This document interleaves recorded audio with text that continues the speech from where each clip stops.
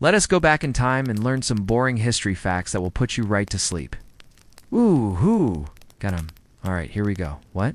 You thought those fancy pants assassins just kind of like fell out of trees and went, "Lek Mitch, I'm Batman." If you're still awake, that is. So let's see what you remember. Which statement is true and which statement is false. Yes, my friends, even back in the Middle Ages, people had to pay taxes. In fact, taxes have been around since the ancient Egyptians. Now close your eyes, try to stay awake, and comment below if you actually managed to fall asleep while listening to me ramble on about medieval stuff. Boring history is full of surprises, and we've only just scratched the surface. From the surprisingly dull world of medieval peasants to the surprisingly unthrilling life of a Viking, there's a whole lot more where that came from. So if you're feeling brave, click here to learn more, or click here to watch this video. Either way, I'll see you soon. Bye. But it wasn't until the 18th century that taxes became boring. How did this happen? Well, it started with the Industrial Revolution. As factories and machines started to take over human labor, people began to see taxes as a necessary evil. The government needed money to fund these new technologies, but people didn't want to pay more in taxes. So they started looking for ways to make the process more efficient. This led to the invention of the modern tax system, which was based on the idea of collecting taxes automatically from everyone. So instead of paying your taxes to the king or queen directly, your employer would withhold them from your paycheck and send them straight to the government. This made the whole process a lot less personal, which is why we find it so boring today. Of course, there are some exceptions. For example, in the United States, people still have to pay income tax, property tax, and sales tax, which can be pretty annoying. But overall, the good news is that at least we don't have to pay any of those weird medieval taxes anymore. Those were the worst. Assassins were trained for years to perfect their craft. False.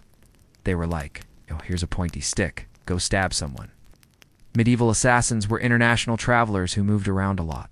True.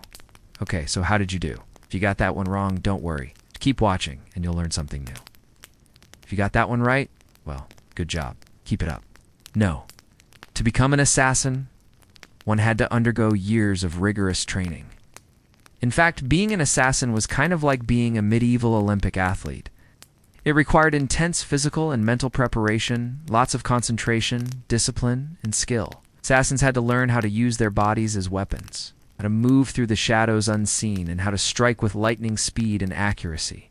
They also had to be experts at disguise and deception, able to blend into crowds and strike their targets when they least expected it.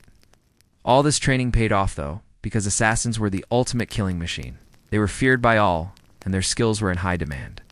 So if you were a medieval assassin, you were kind of like the LeBron James of killing people. And we all know how much money LeBron makes. I mean, we don't really know. He keeps his finances private, but we all know he's rich.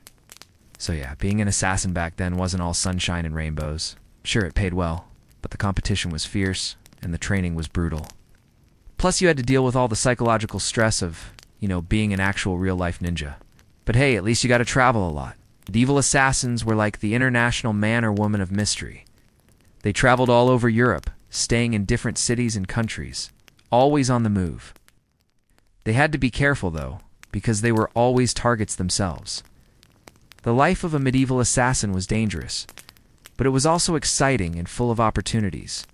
If you were up for the challenge, that is. Medieval assassins had to endure excruciating training to be able to do their job. Okay, now it's time for a quick brain break. Alright, moving on. Let's talk about something that's even more boring than watching paint dry. Medieval taxes. So there you have it. 2 super boring history facts that will put you right to sleep.